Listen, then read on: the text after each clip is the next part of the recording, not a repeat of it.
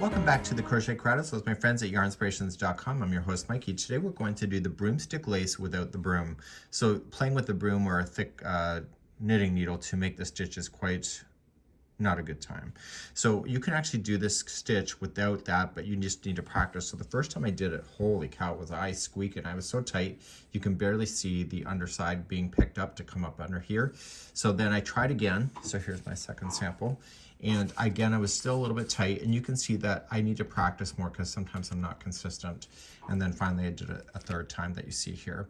So we're gonna get started on this. The multiples to do this stitch is 5 plus 3, so 5, 5, 5, add 3 at the end of your chain and you're good to go. Let's begin the stitch. So you may want to use a larger hook to make it more lacy. You can decide what's right for you. I'm using Caron 1 pound today with a 6mm size J. So I want to chain in multiples of 5 plus 3, so 1, 2, 3, 4, 5. Big enough, yes or no? If not, continue. 1, 2, 3, 4, 5. Big enough, yes or no? Keep on going. So 1, 2, 3, 4, and 5. Once you're happy with the width of this, if you want to measure it against something, just add 3 more and you will have the proper balance in order to make this work. Let's do our first row by going second chain from the hook, and we are going to single crochet across the chain all the way back to the other side. So please do that and put me on pause now.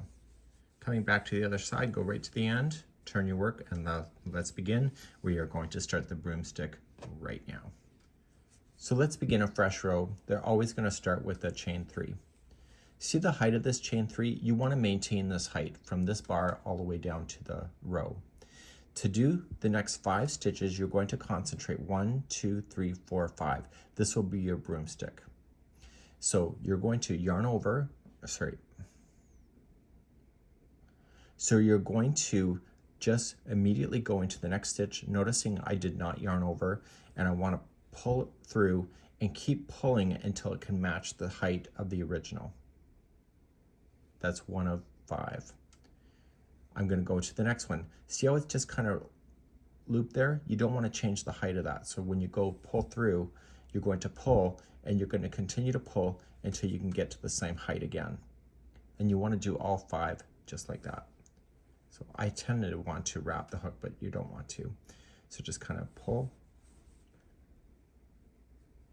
And if you want to put your finger in behind and pinch the existing one right here, it prevents it from being sucked in to change the heights. Keep all the stitches in order, just so you know. So that was 3. So if you go into the next one and you pull through, and if you want to pinch the last one you just did, it will only suck the material in from the yarn ball. And finally the 5th one is in and pinch and pull up. So you want it to be pretty close to the same height as the original. Once you have this done, you're going to yarn over and pull through all 5 only. Don't pull through the original. Now you're going to yarn over and pull through the final 2. This is considered 1 of 5. The other 4 are going to be going through the group here. So go right into the center. Okay, so you won't see the hook on the back, and you're going to single crochet a total of 4 times. So we have 1, 2, 3, and 4. And this gives you the number 5 on how we started it, and then those 4 single crochets, those are the 5 stitches that are on top, and now you can see the broomstick lace has happened. Let's do it again. So over the next 5, see the height of this? You need to see how it's coming down like this. If you don't give yourself slack right here, this is where you're going to screw up. So give yourself some slack just to build the height up a little bit, because you will not be able to change that once you get moving on this thing. Go into your next stitch and pull through and match the height of that first one. This is why it requires some practice. Go into the next one. You want to grab this and do this 5 times. So I'm pinching the existing so that I don't suck that one down in. So I'm only grabbing yarn from the yarn ball. So that was 2,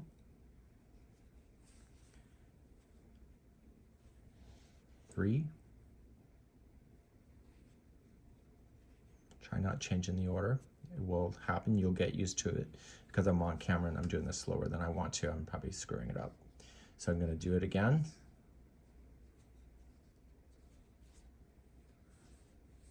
And pinch and pull up. And then the 5th one is one more time. So it's always in groups of 5. Once you have the 5, you're going to pull through everything but the first loop. And now you're going to yarn over and pull through the final 2, and that's considered one of 5.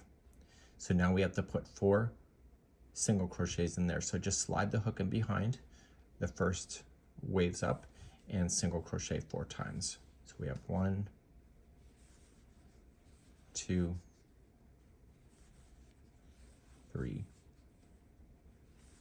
and 4. So this is considered 1, 2, 3, 4, 5. Let's do it again. So then over the next 5, pull up a loop first. If you don't do it, you'll hurt yourself later. So go into the first one and pull through and match the height. Come into the next one, going in, I'm just going to pinch. I'm only pulling from the ball. So that was 2, 3,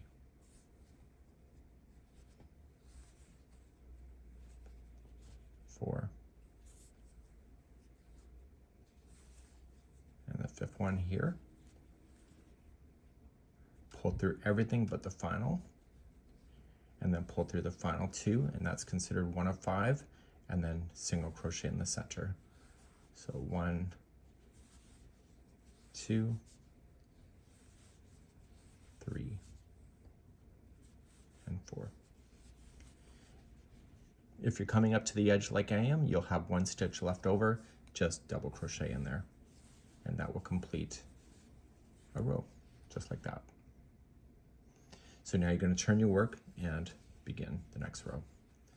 So where you stick your hook matters. See how there's a strand here that appears out of sync? Leave it. I made the mistake of playing with that. So you're going to chain up 1, and you're going to single crochet in the first double that you did. Remember, everything is in sets of 5.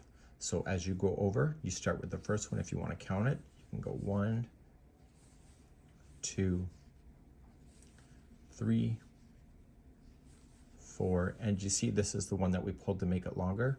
Just go right here. Ignore this one that's standing out of the way. So just go right there. So that's your 5th.